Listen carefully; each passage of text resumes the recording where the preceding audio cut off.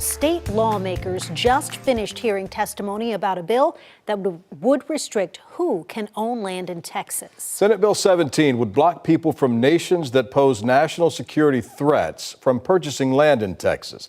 KVUE's Daniel Perot is live at the state capitol tonight. And Daniel, this is a priority for Republican leaders. It is, Brian, especially for the Lieutenant Governor, Dan Patrick. Supporters say this is about national security and protecting natural resources, but critics say that SB 17 creates a slippery slope that could impact Texans of color.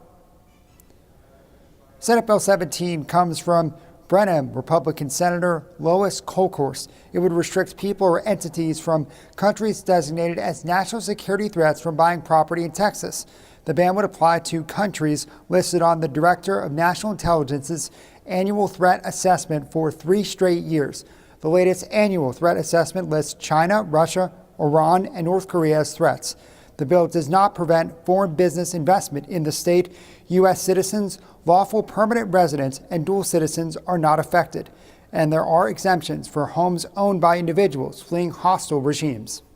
The bottom line on this is this bill is about ensuring that Texas's land and their natural resources, our natural resources, are protected and making sure that they don't fall into the hands of some countries that would not wish us well.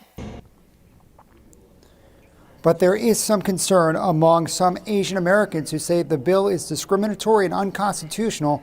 Several people testified, saying the bill paves the way for widespread racial profiling for visa holders, asylees, and refugees. This bill could have the unintended consequence of negatively affecting every one of us by making home sellers lose value. Worst case scenario would be unintendedly fanning the fire of xenophobic nationalism, which couldn't be further from the bill's intention, patriotism. Senator Kolkhorst filed a similar bill last session. One big difference, it banned people and companies from specific countries from buying land. That bill passed the Senate but died in the House. Nearly 24 other states have enacted similar legislation. The Texas Attorney General will be in charge of enforcing the law if it passes.